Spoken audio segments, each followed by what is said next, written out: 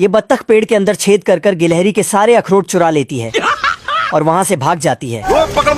गिलहरी यह सब देखकर डिप्रेशन में चली जाती है और बिखरे हुए अखरोट इकट्ठा करने लगती है। ये देखो मेरी हालत कमजोर हो गई।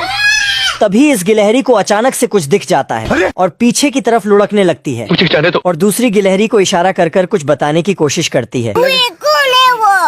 गिलहरी जैसे ही उधर जाती है तो बड़े अखरोट को देखकर खुश होने लगती है।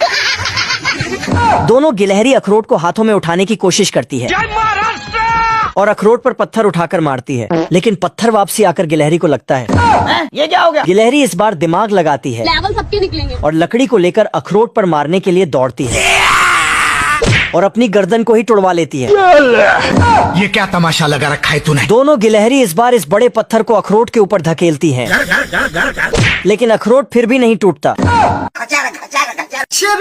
ये चालाक बत्तख इन लड़ते हुए गिलहरी के बच्चों को सड़क पर छोड़ देती है और ये गिलहरी के बच्चे लड़ते लड़ते सारी सड़क को साफ कर देते हैं और एक खूंटे से टकराकर रुक जाते हैं। ओ भाई ये क्या है। गिलहरी के बच्चे जैसे ही पीछे मुड़कर देखते हैं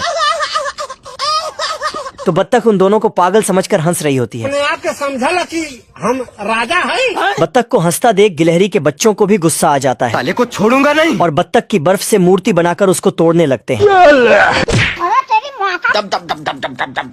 गिलहरी के बच्चे बत्तख से बदला लेने के लिए उसके घर की तरफ निकल पड़ते हैं। एक ही तो मर्द मिला है इस गाँव में। और दरवाजे के अंदर से बत्तख को देखने लगते हैं। बत्तख जैसे ही घर से बाहर जाती है तो दोनों घर के अंदर घुसकर बत्तख के सारे पॉपकॉर्न खाने लगते हैं। अरे खाओ ना दबा के। और जैसे ही बत्तख दोबारा घर के अंदर आती है तो दोनों गिलहरी पॉपकॉर्न को साफ कर कर डब्बे के अंदर ही छुप जाती है। लेकिन बत्तख उसी डब्बे में से पॉपकॉर्न को डालकर फ्राई करने लगती है। भाई आज ऑमलेट नहीं बनाऊंगा। जिससे पॉपकॉर्न के साथ साथ गिलहरियां भी फ्राई हो जाती हैं। एकदम कड़क माल है। गिलहरियां इतनी खतरनाक है कि बत्तख के पलक झपकते ही उसके पॉपकॉर्न लेकर भाग जाती है और पॉपकॉर्न को पेड़ के अंदर रखकर पीछे सबूत को भी मिटा देती है। गया कहाँ। जिससे बत्तख को गिलहरी ढूंढने में परेशानी हो जाती है। और बत्तख जैसे ही पेड़ के नीचे खड़ी होती है तो उसके ऊपर पॉपकॉर्न की बरसात होने लगती है और बत्तख पेड़ के अंदर घुसकर सीधे गिलहरियों के पास पहुंच जाती है। हम लोगों का मम्मी पापा जानते जो करना है कर लो। 50 साल हिलाओ कुछ नहीं होगा। चलिए शुरू कर दे। बत्तख अपने भोपू में डाल के दोनों चिरकुटों का नस झन्ना देता है।